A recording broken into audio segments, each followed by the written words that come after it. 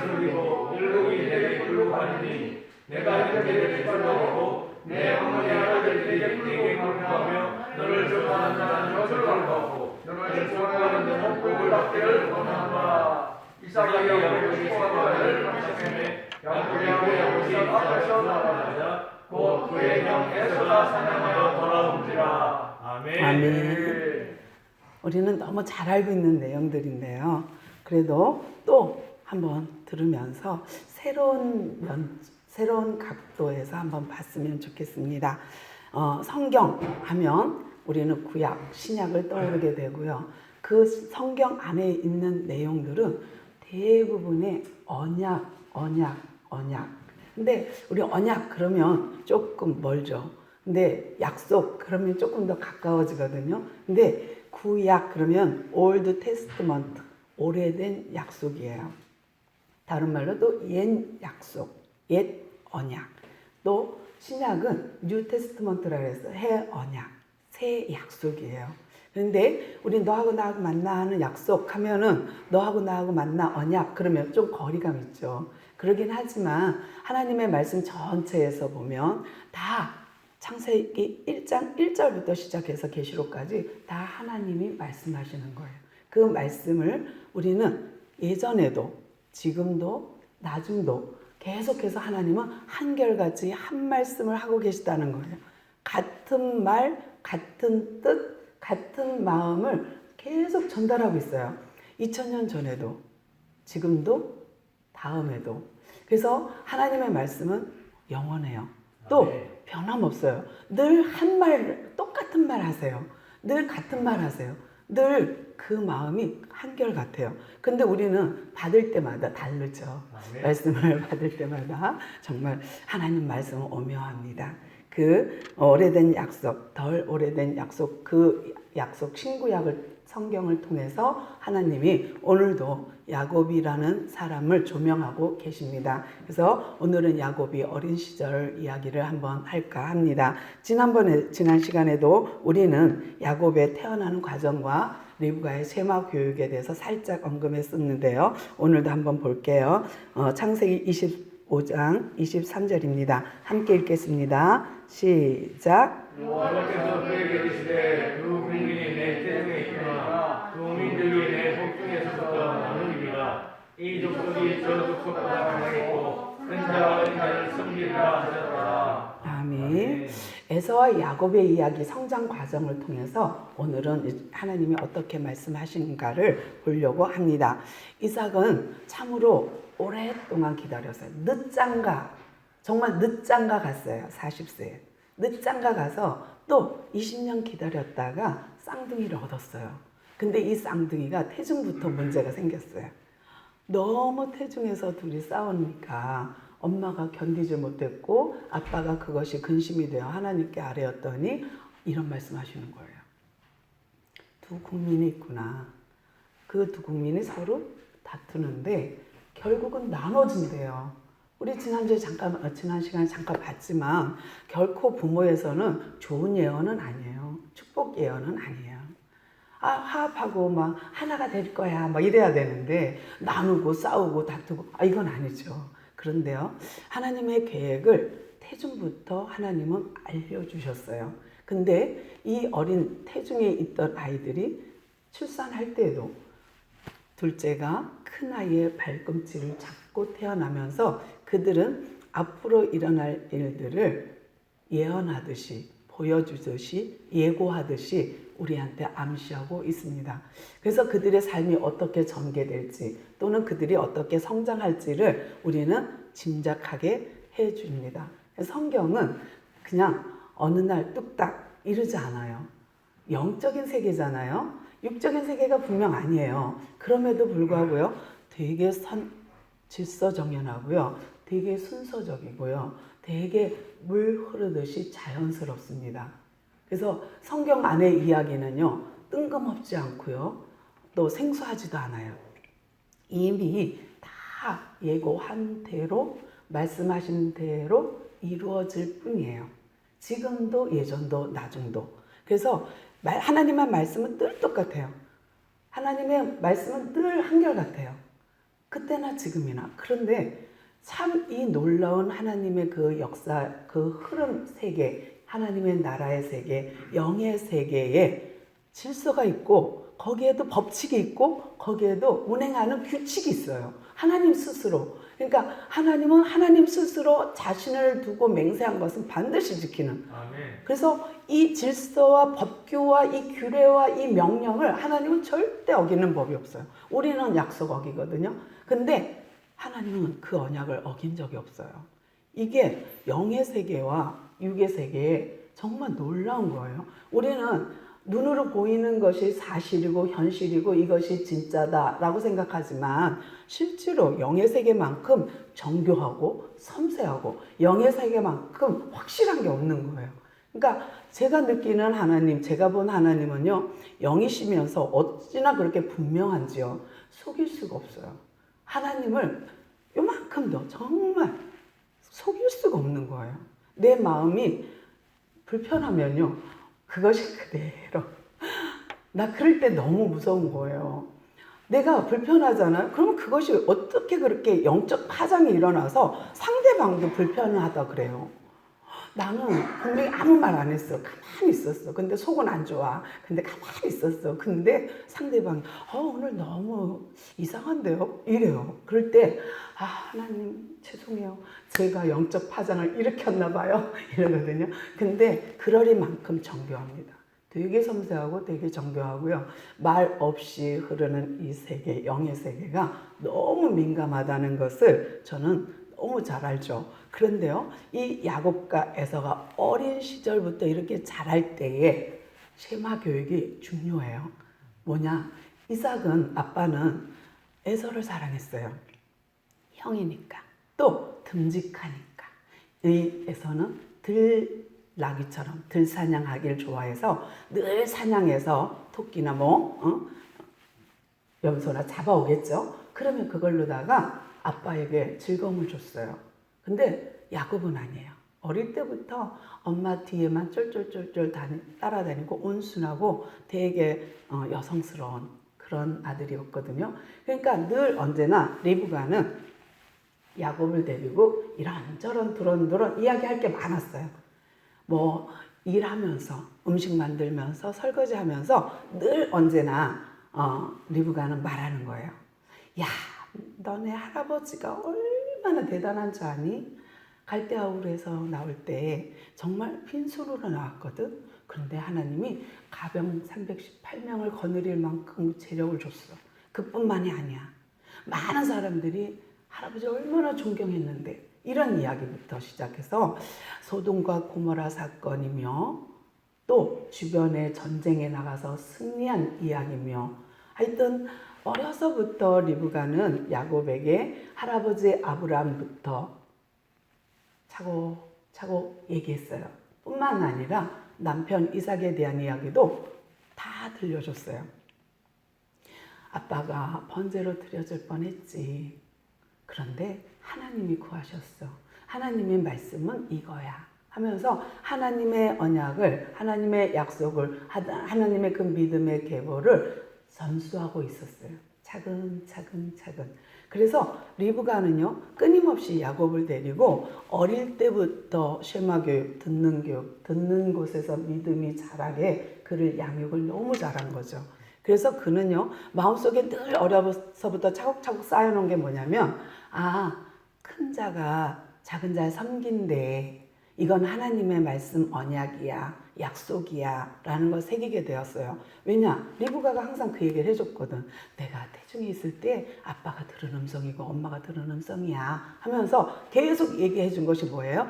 큰 자가 작은 자를 섬기겠다라는 이야기예요. 그러니까 항상 야곱은 그걸 마음에 두고 기도하는 마음으로 살았어요. 반면에 에서는 아니에요. 에서는 들러 다니다 보니까 이런 이야기를 들을 겨를이 없는 거예요. 너무 밖으로만 다니니까. 그러니까 이삭 또한 전할 시간도 없었을 거라 생각이 들어요. 매일 나가서 사냥만 하고 돌아오는데. 그런데요, 이런 한 사람은 끊임없이 하나님의 말씀을 계승받았고, 한 사람은 밖으로 다니느라고 계승받지 못한 이 사람들이 성장했어요. 이제 어느 정도 장성했어요. 25장 볼게요. 25장 31절부터 34절입니다. 함께 읽겠습니다. 시작. 야곱이 이르되 형의 잠자의 명분을 오늘 내게 보라. 에서가 이르되 내가 찔려되었으니 이 자의 명분이 무엇이리까요. 야곱이 이르되 오늘 내가 이사야 에서가 자고 잠자의 명분을 야곱에게 받으라. 야곱이 떡과 버터를 에서에게 주매 에서가 먹으며 자기를 떠나 에서가 잠자의 명분을 야곱에게 얘기하였더라. 아멘. 이들이 성장했어요. 어느 정도 자기 몫을 감당하는 시절이 왔어요. 어느 날 에서가 정말 사냥을 해갖고 오는데 배가 고파 죽을 지경이 되었어요. 그런데 집에 오니까 맛있는 냄새가 나고 너무 맛있게 야곱이 요리하고 있는 거예요. 그것을 보고 에서는 냉큼 얘기하죠. 야, 그것 좀 줘봐. 그 붉은 것 좀 나한테 먹게 해봐. 내가 굶어 죽게 생겼다, 야. 그러면서 달라 그래요. 그런데요, 야곱은 찬스예요. 기회예요. 아, 생각났어요. 형, 그럼 내가 한 가지 얘기할게. 그러면 이거 줄 수도 있어. 하면서 제안을 한 게 뭐냐면, 나한테 앞으로 형이라고 할 수 있어? 날 형이라고 불러봐. 라고 하는 거예요. 그러면 어떻게 해요? 에서는 너무너무 터프가이로, 들사냥꾼으로, 그까짓 거 뭐 어려워. 야, 내가 너 형이라고 불러주지 뭐. 형, 나 그거 좀 먹게 해줘. 했을지도 몰라요. 왜냐면, 야곱은 이 일이 얼마나 중요한지 알고 있어요. 이 믿음의 행위가 얼마나 중요한지를 알고 있는데 에서는 몰라요. 감조차 없는 거예요. 그러니까 장자의 명분을 경홀히 여겨 이러는 말은 그냥 진짜 형과 아우를 바꾸는 육적인 말로 이 세상 말로 받아들이면 있을 수 없는 행위예요. 있을 수 없는 일들이에요. 왜냐하면 아무리 내가 동생으로서 형이라고 부른다 할지라도 형 되진 않잖아요. 그 사람이. 그리고 또 반대로 생각해도 마찬가지고요. 아무리 내가 너를 동생으로 여기지 않고 형으로 여길게 또는 동생이 앞으로는 형이 아니라 내 동생이야 라고 한다 할지라도 육의 세계에서는 변함없어요. 육적인 세계에서는. 근데 영적인 세계는 안 그래요. 하나님 앞에서는 안 그래요. 나중된 자가 먼저 될 수 있어요. 영의 세계는요, 얼마든지 바뀔 수 있어요. 영의 세계는 너무 중요한 것이 우리는 숨길 수 있다고 생각해요. 우리는 어떻게든 감출 수 있다고 생각하는데 하나님 그렇지 않다는 거죠. 근데 여기서 야곱은요, 기회를 탁 잡았어요. 그리고 이것은 나한테 준 하나님의 찬스야 하고는 말합니다. 그럼 내가 이제 형이 할게. 그럼 나한테 형이라 할 수 있어? 에서는 오케이. 너 형 해. 까짓 거. 뭐 형이라 해 뭐가 달라질 게 없잖아요. 육적인 세계에서는. 그러니까 너 형 해. 좋아. 그랬는지 몰라요. 정말 너무 가볍게 생각했는지도 몰라요. 그것이 얼마나 중차대한 일이고 그것이 하나님을 믿는 하나님의 나라에서는 하나님의 상속자 권한에서는 하나님의 장자의 명분을 얻는 데에서는 얼마나 중요한지에서는 미처 생각지 못했던 거죠. 거기까지는 생각조차 못했다고 생각이 들어요. 그런데요, 야곱은 그거를 잡은 거예요. 그러니까 에서가 좋아. 오케이. 그럼 내가 떡도 주고 팥죽도 주지 하고서는 줬거든요. 이걸 신나게 먹고 배불렀어요. 아무렇지도 않아요. 변한 건 하나도 없어요. 육적인 세계에서는 전혀 변함이 없어요. 나는 형이고 넌 동생이야. 이거에 변함 없어요. 그러나 하나님 쪽에서는 아니에요. 하나님 쪽에서는 네가 네 명분, 네 장자의 그 명분을 그 정도밖에 생각 안 한단 말이야? 라고 할 수 있어요. 우리가 우리의 장로로, 권사로, 집사로 또는 전도사로 이렇게 하나님 불렀을 때 우리가 가진 이 명분, 우리가 가진 이 직분, 뭐 장로도, 권사도, 집사도, 전도사도 사람인데 뭐 이렇게 하면 나도 감정이 있는데 뭐 이렇게 한다면 그건 또 영의 세계를 모르는 거예요. 정말로 영의 세계는 너무나 질서정연하고요. 너무나 섬세하고요. 너무나 정교하다는 것이죠. 하나도 흐트러짐이 없게 땅에 떨어지는 게 없이 하나님 다 기억하세요. 다 기록하셨어요. 다 행위를 그대로 기록하고 있다는 사실이에요. 이것이 그대로 이어진다는 거예요. 언제까지? 영원한 하나님의 나라까지. 아멘. 놀랍지 않으세요? 근데 이렇게 에서와 야곱이 성장해서 장자의 명분을 받았어요. 야곱은 아싸 이제 하나님 들으셨죠? 하나님 내 마음 아시죠? 하고 이제 출발하고 이제 어느 세월이 지나서 벌써 이삭이 이제 죽을 지경에 죽기까지 갔어요. 우리 함께 읽겠습니다. 27장 1절로 4절입니다. 함께 읽겠습니다. 시작. 이삭이 나에게 말하는 여기 여호와 나를 보지 못하니 바다를 쇠를 돌려 이르되 내가 마음에 이르되 내가 이기 있나이다 하니 이삭이 이르되 내가 이제 늙어 오늘날 죽었는지 알지 못하니 그는 내 이고 곧 삭을 통하여 들어가서 저기를 사냥하여 내가 자기는 별을 만들어 내게로 가져와서 먹게 하고 내가 죽기 전에 마음으로 내게 축복하게 하라. 아멘. 이제 이삭이 정말 죽게 생겼어요. 오늘 내일 한다고 생각한 거죠. 근데 사실은 아니에요. 사실은 이렇게 하고도 20년 이상 더 살거든요. 그런데 이때의 이삭의 마음이 그런 마음이었던 것 같아요. 내가 죽기 전에 유산상속하고 죽듯이 내가 저들에게 축복하고 죽으리라 했던 것 같아요. 그래서 이삭은 부릅니다. 에서를. 그리고 제안을 해요. 네가 사냥해서 맛있는 별미를 만들어 내게 갖고 오면 내가 그것을 먹고 마음껏 장자의 명분 아브라함이 이삭이 야곱에게 지금 에서에게 그 일을 행하고 싶은 거예요. 그러니까 하나님은 아브라함에게 준 그 축복을 고스란히 이삭은 고스란히 그걸 에서에게 주고 싶었던 거예요. 그래서 얘기합니다. 그러니까 그가 예 알겠습니다. 갔다 오지요. 하고 이제 사냥하러 가는데요. 재밌는 거는요. 부인의 역할이에요. 리브가의 역할이에요. 분명 이삭은 얘기했을 거예요. 부인한테 내가 아무래도 언제 죽을런지 모르니까 내가 축복을 해주고 죽어야 되겠다. 왜냐면 할아버지도 아버지한테 그랬고 나도 그래야 되니까 라고 생각했을 거예요. 아버지도 그렇게 아브라함도 그렇게 했고 나도 그렇게 해야 될 것 같아. 그래서 내가 에서에게 그렇게 해야 될 것 같아 라고 부인한테 언제 했을 것 같아요. 부인한테 숨길 건 없잖아요. 근데 그 말을 들은 리브가는 기회만 보는 거예요. 우리 남편이 언제 축복할까? 오늘일까? 내일일까? 계속 짬짬이 봤어요.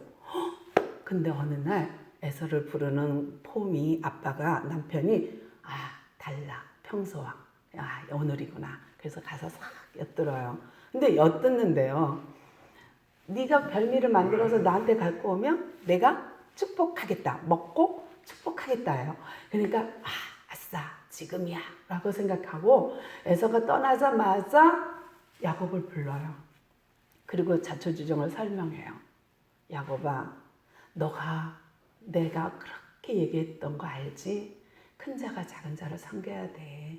그런데 지금으로서는 형이 있어. 형이 축복받으면 이게 어떻게 되겠니? 그러니까 네가 이걸 받아야 돼. 아유 안 돼요. 복은 고사하고 아빠가 아는 날에 난 저주받을 거예요. 아니야 엄마가 받을게. 하자.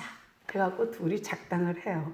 그리고서는 꿈인데 야곱은 늘 옷에 음식 냄새가 배잖아요. 엄마랑 같이 요리하고 뭐 계속 하니까 이 야곱의 옷에서는 늘 음식 냄새가 날 거예요. 근데 에서는 아니죠. 들러 사르러 화살하고 다니면서 뭐예요?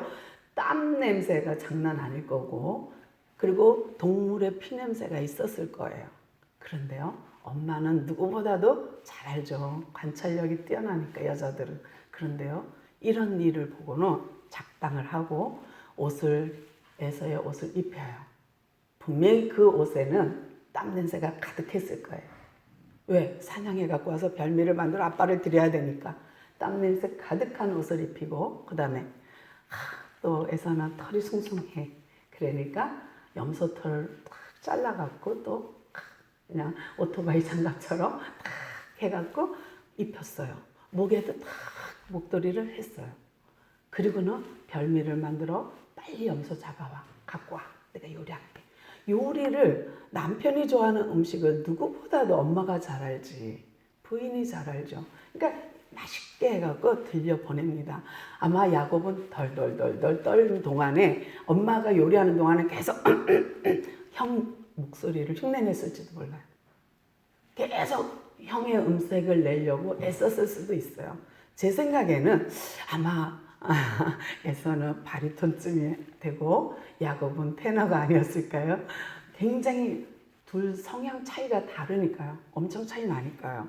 그런데 형의 목소리로 변조하고 음식을 들고 갑니다. 아빠가 너무 놀래요. 어떻게 이렇게 빨리 짐승을 잡았니? 네, 하나님께서, 아빠의 그 하나님께서 나를 순정케 하사 이렇게 속히 만나게 했어요 하고 갖다 줍니다. 근데 아무리 변조를 해도 이삭이 생각할 때는 아닌 거예요. 분명히 이건 아닌데 하면서 계속 질문해요. 너 참 에서 맞냐? 예, 에서로소이다. 너 진짜 내 아들 에서 맞냐? 목소리는 야곱의 음성인데 하면서 만져봐요. 또 그를 껴안아요. 그래서 향치를 맡아요. 근데 사이즈도 달랐을 것 같아. 에서의 사이즈와 야곱의 사이즈는 분명히 달랐을 것 같은데 껴안아봐요. 그런데도 결국은요, 축복하거든요. 근데 여러분 생각은 어떠세요? 이삭이 정말 모르고 야곱인 줄 모르고 축복했을 것 같으세요? 아니면 끝끝내 정말 모르고 그냥 에서인 줄 알고 축복했을 것 같으세요? 저는 성경을 통해서 본다면 이 야곱이요, 자기가 형의 그 장자의 명분을 뺏기도 했고 축복을 가로채잖아요. 그런데 잃었던 야곱에게 똑같은 사건이 생겨요. 나중에 이제 요셉을 만났고 애굽에서 죽음을 맞이할 때에 므낫세와 에브라임을 복 줄 때 어긋나요. 이렇게. 근데 분명히 요셉은 오른손에 장자를 두었어요. 왼손에 차자를 두었어요. 그런데 야곱은요, 이렇게 어긋맞춰서 축복기도 해요. 그러니까 요셉이 깜짝 놀라요. 아버지, 얘가 장자예요. 얘는 차자예요. 근데 아버지 마음에 알아요. 안다, 내 아들아, 나도 안다. 그래요. 그럴 때에 얼마나 섬세하신 하나님, 정말 정교하신 하나님, 정말 한치의 오차도 없는 그 하나님을 분명히 야곱은 깨달았을 거예요. 내가 형의 장자권을, 형의 그 축복권을 내가 빼앗을 때의 그 심정, 또 내가 똑같이 내가 그렇게 어긋맞아서 차자에게 장자의 명분을 주는 그 심정, 그것까지도 하나님은 끝까지 추적하여서 그로 하여금 회개케 하거든요. 그로 하여금 그거를 마음에 두게 해요. 난 그걸 보면 진짜 하나님은 너무 정교하시다. 어쩜 이렇게 한 개도 흐트러짐 없이 어쩜 이렇게 다 낱낱이 찾아서 너 요거 알지? 너 요거 기억하지? 그러실까? 그런 생각을 해보거든요. 그런데 저는요, 이삭이 끝에 마지막에는 알지 않았을까? 라는 생각을 해요. 그때야 너에서 맞아? 할 때 5번씩이나 질문하면서까지도 그를 의심하면서까지도 끝끝내 그가 축복했던 것은 제 생각이에요. 마지막 타이밍에 와서 하나님의 언약을 기억했을 거라고 생각해요.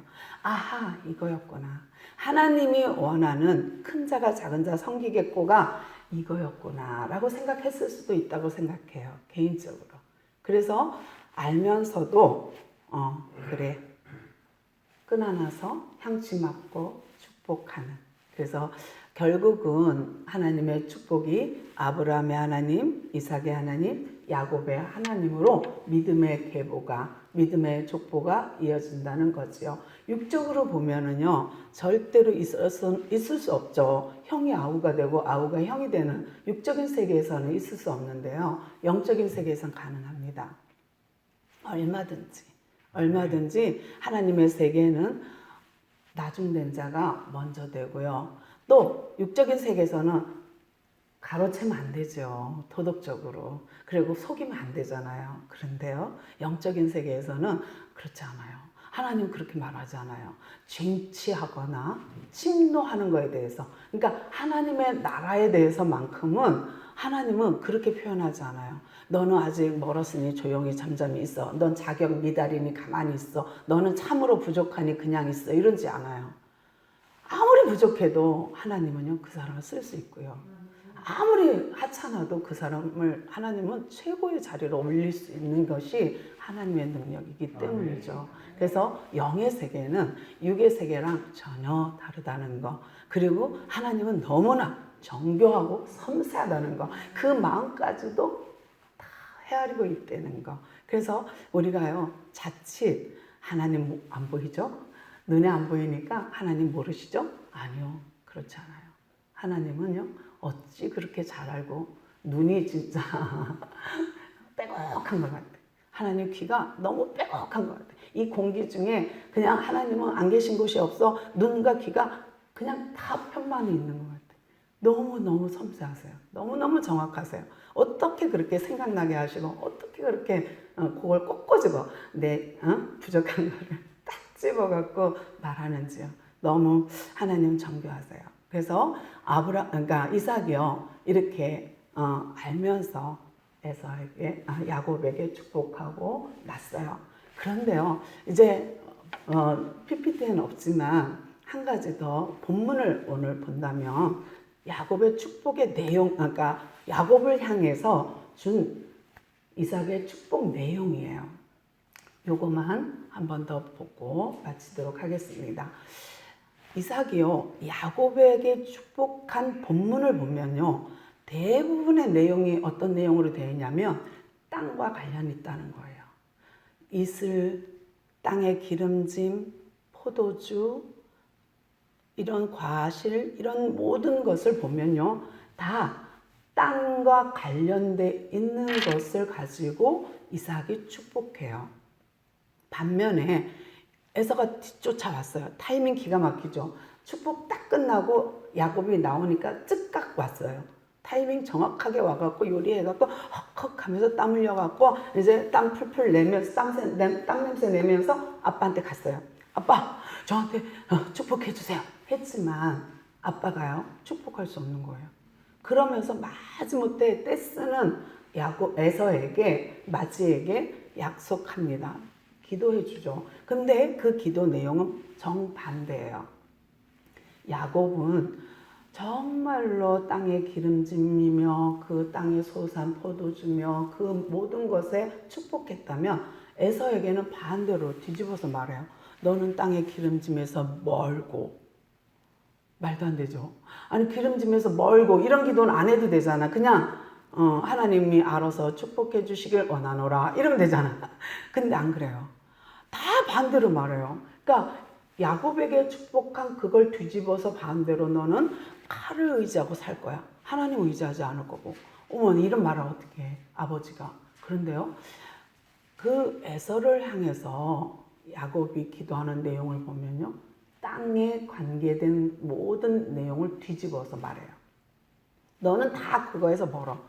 너는 땅의 기름짐에서 멀고 너는 포도주에서 멀고 너는 다 멀어. 그리고 나도 하나님도 의지하지 않고 너는 칼만 의지할 거야. 뭐 이런 내용들 다 얘기하는 거 보면 와, 진짜 하나님 이렇게까지 그러니까 에서에게 이렇게까지 이런 마음이 들 만큼 그렇게 기도하거든요. 이건 축복 기도라고 하기에는 좀 그래. 그냥 에서를 위한 기도를 아버지 이삭이 그렇게 하는 것을 보게 됩니다. 우리가 정말 중요한 것은요, 눈에 보이는 게 다가 아니라는 거죠. 또 영의 세계는 이 육의 세계보다 더 질서정연하다는 거예요. 또 영의 세계는 하나님의 나라는 이 땅의 나라보다 더 법규가 엄격하다는 거예요. 더 규칙이 엄격하고 하나님의 언약, 약속, 규례, 명령, 법도 하나님의 말씀이 더 섬세하고 정확하다는 사실이에요. 그래서 영의 세계를 알면 알수록, 그러니까 말씀을 알면 알수록, 영의 세계에 들어가면 들어갈수록 하나님 앞에 코람되어 할 수 있을 수밖에 없어요. 그러니까 코람되고 안 되면 그 이상한 거예요. 왜요? 하나님은 너를 복주는 자 복주고 너를 저주하는 자 저주하겠다. 그 언약이 아브라함, 이삭, 야곱 가고 있잖아. 큰 민족 가고 있잖아. 그 축복 계속 가고 있잖아요. 이 복, 계승, 이 믿음의 계승, 이 복의 계승이 믿음의 족보로 이어져 가는 이 복은 영의 복이거든요. 영적인 복이거든요. 영의 세계의 복이거든요. 근데 이 영적인 세계에 이 어마어마한 복을 쟁취하는 사람, 침노하는 사람, 이거를 소유할 수 있는 사람은 영의 세계를 알아야만 가능해요. 영의 세계를 모르면, 하나님의 말씀을 모르면 이 말씀대로 살지 않을 거고, 둔하여서 깨닫지 못하여서 하나님 알 길이 없는 거예요. 그러면 그에게는 경홀히 여기는 거예요. 하나님이 주신 신분, 장자의 명분, 우리를 성도라 일컫는 그 명분을 경홀히 여기는데 어떻게 하나님이 그걸 인정하겠어요? 그래서 나중에 보면요, 내가 에서는 미워하였고 야곱은 사랑하였느니라. 그래요. 놀랍지 않으세요? 우리가 정말 에서처럼 미움받을 수 있다고 생각해 보세요. 내가 야곱처럼 사랑받을 수 있다고 생각해 보세요. 어느 쪽을 선택하든 그건 우리의 결정이 있겠지만 결국은요, 하나님의 나라는 그런 거예요. 하나님의 나라의 세계는 정말 질서정연하지만 그 영의 세계를 정말 그 영의 세계를 알지 못하면 우매할 수밖에 없는 거예요. 그러면 하나님의 미움의 대상이 될 수도 있어요. 어떻게 보면 또 우리는 사랑의 대상이 될 수도 있어요. 그래서 정말 중요한 거는 하나님의 말씀을 모른다면 그 사람은 이 복의 자리에 설 수 없다는 거예요. 그래서 하나님은 2000년 전, 3000년 전에도 태초부터 말씀하셨고 그 말씀은 현재 진행형이며 지금도 똑같은 동일한 말씀과 동일한 마음으로 우리에게 말씀하고 계시고 이거는 나중으로도 계속 이것은 이어질 거예요. 그래서 말씀하시고 성취가 계속 일어날 거고 끊임없이 말씀 성취가 이어질 거고요. 그래서 우리는 이 말씀을 마음에 새겨야 되고 이 말씀을 알지 못하면 하나님의 그 사랑 안에 들어갈 수가 없다는 것이지요.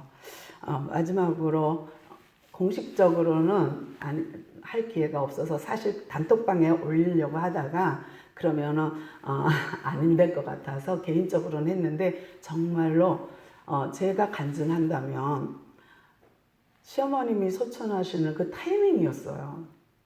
만약에 내가 강도사 면접 보는 날 돌아가셨다 또는 시험 보는 날 그런데요 내 기말 있죠. 그 다음에 논문 썼죠. 그 다음에 졸업식하고 강도사 면접 시험 다 있잖아요. 근데 합격자 발표까지 딱 나고 나서 돌아가신 거 있죠. 근데요 저는 다른 거 다 지나가고 뭐가 생각나냐면 하나님이 하셨죠. 그런 생각이 드는 거예요. 왜냐하면 하나님은 어머님이 거의 10년을 요양원에 계셨거든요. 그런데 놀랍게도 꼭 그 타이밍에 가신 거예요.